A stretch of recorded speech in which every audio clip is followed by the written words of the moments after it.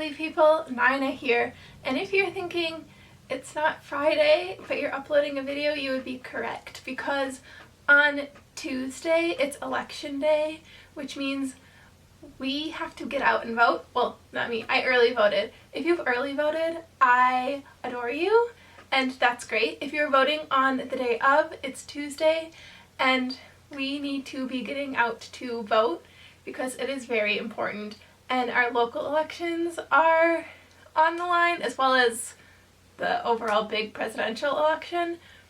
So today I thought I would recommend some books that go along and like coincide with the election cycle and make sure that you are getting out to vote. So the first book I have is Democracy in Chains. I've been reading this one.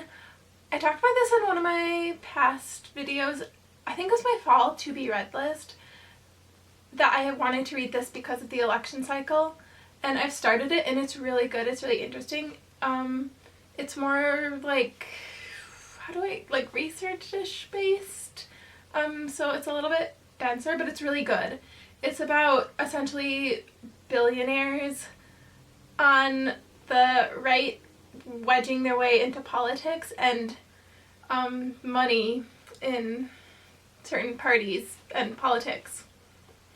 The back says, behind today's headlines of billionaires taking over our government is a secretive political establishment with a long, deep, and troubling roots. The capitalist radical right has been working to not simply change who rules, but fundamentally alter the rules of the democratic governance. It was a National Book Award finalist, so there's this one. I'm loving it so far. It's really good. This one is one of my one of my favorite books of all time, and this is Educated by Tara Westover. Educated is about a girl named Tara Westover and her pursuit to get an education. I love this book because it talks about why education is necessary, and her family doesn't believe in the government and believes that school is bad and corrupts them, but it shows how she basically pursues to get her college education.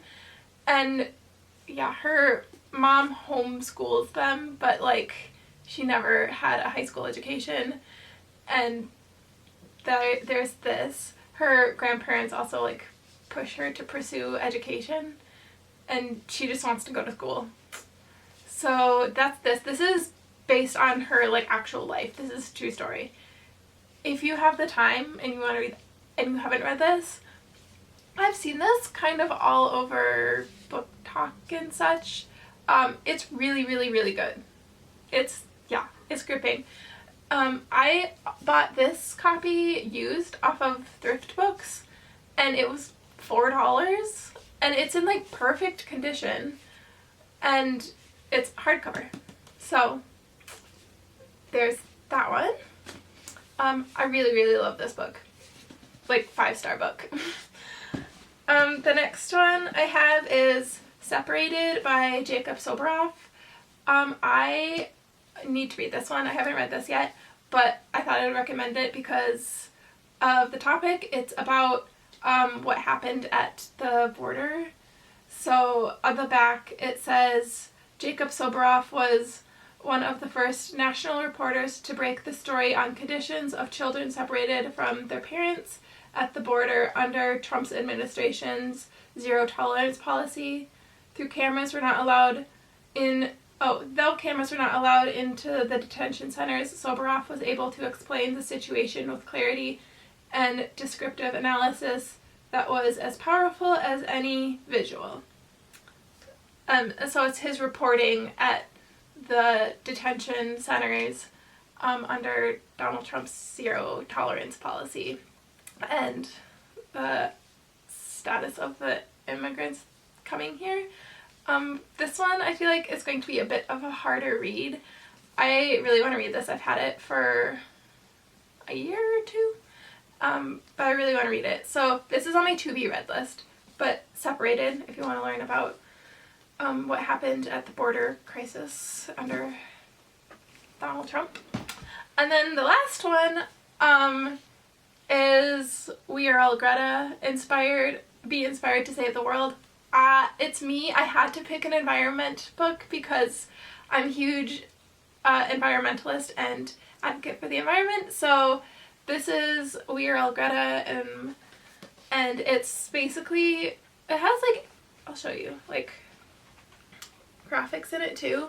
I got this as a gift for maybe Christmas. Science. It's just like information on the climate change as told by Greta Thunberg. But it's like, I feel like this is more like digestible read because she has like a really thick like scientific informational book, but this is more like just the facts, but it's also got like little graphics and I don't know, it's just more like digestible and like easier to read, and it's not super long. So there's that one. Of course, a book on the climate crisis. I have a lot of books on the climate crisis because, you know, I love them. So these are my book recommendations. I hope that you are going out to vote. It's very important that we are exercising our right to vote and that we choose candidates that are for books and for education and for humanity. So that is it, my little speech for you all. I love you all, and I will see you on Friday with a brand new video. Bye!